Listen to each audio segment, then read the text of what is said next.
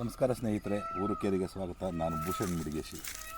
ನಾನೀಗ ನಿಂತಿರೋದು ಒಂದು ನಿಮಗೆ ವಿಚಿತ್ರ ಅನ್ನಿಸ್ಬೋದು. ಈ ಹಣ್ಣು ನೋಡ್ತಾ ಇದ್ದರೆ ಒಂಥರ ಚೆರಿ ಥರ ಕಾಣಿಸ್ತಾ ಇದೆ ಅಲ್ವಾ ನಿಮಗೆ.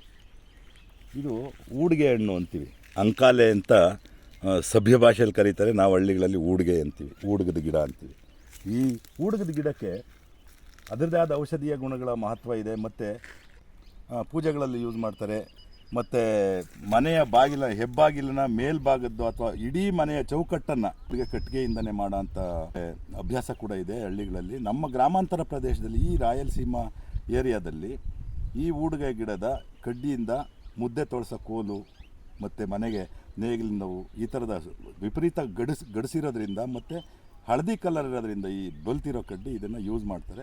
ಮತ್ತು ಪೂಜೆಗಳಿಗೆಲ್ಲ ಈ ಕಡ್ಡಿನ, ಅಂಕಾಲೆ ಕಡ್ಡಿನ ಯೂಸ್ ಮಾಡ್ತಾರೆ. ನಾವು ಊಡಿಗೆ ಗಿಡ ಅಂತ ಕರಿತೀವಿ.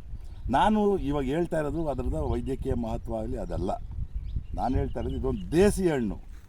ಕಾರೆ ಹಣ್ಣು, ಊಡಿಗೆ ಹಣ್ಣು ಇವೆಲ್ಲ ದೇಸಿ ಹಣ್ಣುಗಳು. ಹಳ್ಳಿಗಾಡಿನ ಹುಡುಗರಿಗೆ ಅದು ವಿಪರೀತ ಈಸಿಯಾಗಿ, ಅಂದರೆ ಕೈಗೆಟ್ಕಂಥ ಇದರಲ್ಲಿ ಸಿಗೋ ಅಂಥವು ಕುರ್ಚಿಲ್ ಕಾಡಲ್ಲಿ ಬೆಳೆದಿರ್ತವೆ.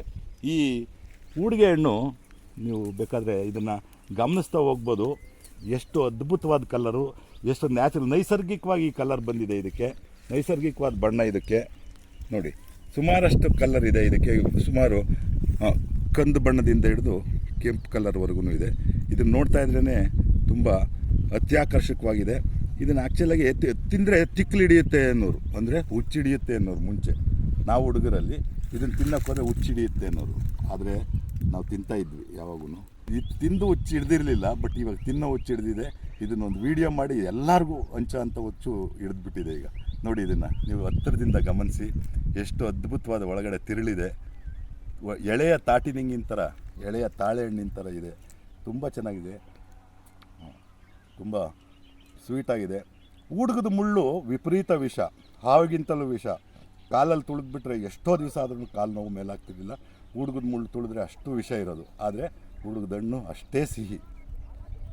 ಈ ಹಣ್ಣುಗಳಲ್ಲಿ ಏನು ವೈದ್ಯಕೀಯ ಗುಣಗಳಿದೆ ಅಂತ ನಮಗೆ ವಿಮರ್ಶೆ ಮಾಡೋಕ್ಕಾಗದಿದ್ರೂ, ಇದೊಂದು ಲೋಕಲ್ ಲಿಚಿ ಅಂತ ನೋಡಿ, ಒಳ್ಳೆ ಪದ ಸಿಕ್ತು ನನಗೆ. ಲೋಕಲ್ ಲಿಚಿ ಫ್ರೂಟ್ ಥರನೇ ಇದೆ ಅಲ್ವಾ.